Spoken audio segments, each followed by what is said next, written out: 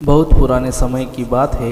एक गांव में गंगाराम नाम का एक भला आदमी रहता था।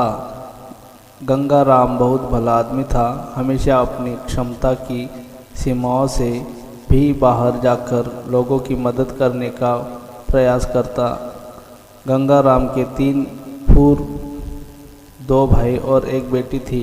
एक दिन दुर्भाग्यवश भले आदमी गंगाराम का देहांत हो गया। अंतिम संस्कार करवाने गंगाराम के सभी नात रिश्तेदार पहुँचे। पंडित ने रस्म पूरे किए। अर्थी सजाई गई। गंगाराम को अर्थी पर लिटाया गया। पुत्रों और भाइयों ने अर्थी उठाई और आगे बढ़े। गंगाराम की बेटी यह दृश्य देख ना पा रही, वहीं जमीन पर लौटकर रोने लगी। गंगाराम के अर्थी की अंतिम यात्रा कुछ दूर तक पहुंची थी कि एक बहुत बड़े सेठ ने उनका रास्ता रोक लिया।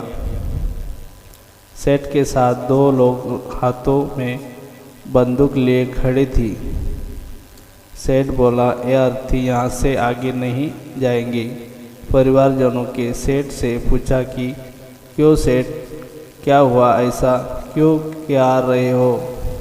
सेठ ने जवाब दिया, आज से 1 माह साल पहले गंगाराम ने मुझसे 2 लाख रुपए का कर्ज लिया था।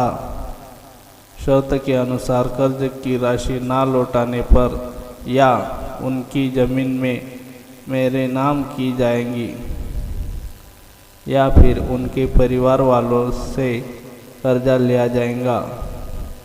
तो फिर अब बताओ, आप लोगों में से कौन देगा कर्जा? अब तमाम लोग तमाशा देख रहे थे। तभी उनके 3 बेटे ने कहा कि हम तुम्हारा कर्जा नहीं देंगे। हमारे पास इतना धन नहीं कि आपको कर्ज की राशि भी दे सके। पिताजी का कर्जा पिताजी ने जाने। वैसे भी अब तो इस दुनिया में रहे नहीं। अगर आपको उनकी अर्थी ले जानी है तो ले जाओ। गंगाराम के बेटों की इस तरह बातें सुन वहाँ मौजूद सभी लोग धिक्कार जताने लगे कि कैसे नालायक और मतलबी पुत्र है। इस तरह गंगाराम के बेटों ने कर्जा वापिस करने के लिए तो अपने कदम पीछे हटा लिए।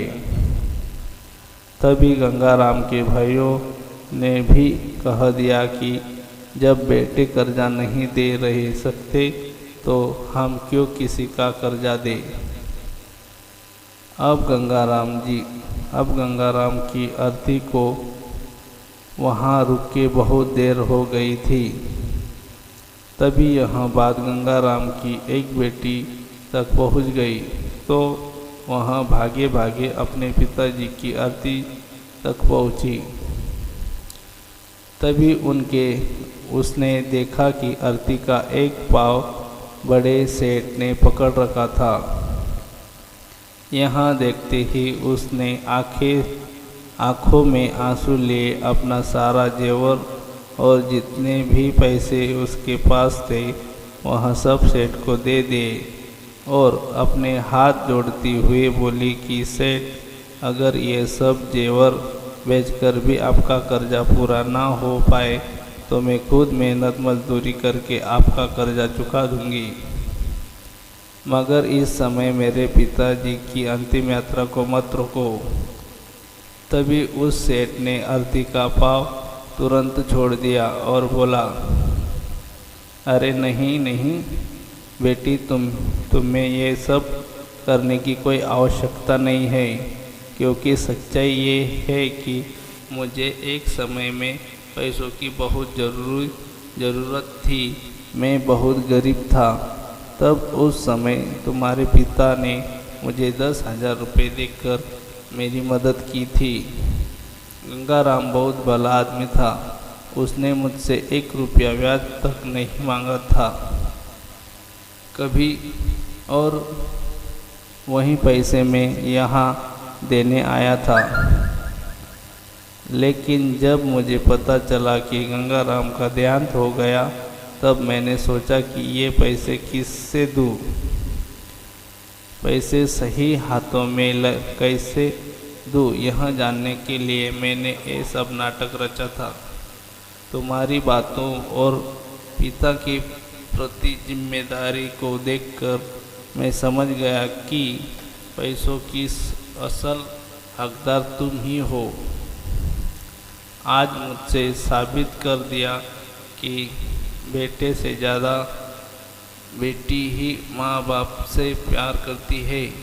आपके पिताजी तो नहीं रहे, लेकिन अब कर्ज में तुम्हें वापस करके अपने सर से कर्ज के बोझ का ख़त्म कर देना चाहता हूँ।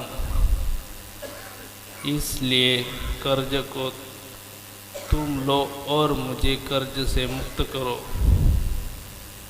बेटी को पैसे लौटाकर और अपना आशीर्वाद देकर चला गया। यह सब देखकर गंगाराम के बेटे और भाइयों का सर शर्म से नीचे झुका। तो दोस्तों, इस कहानी से आपने क्या सीखा, कमेंट करके ज़रूर बताओ।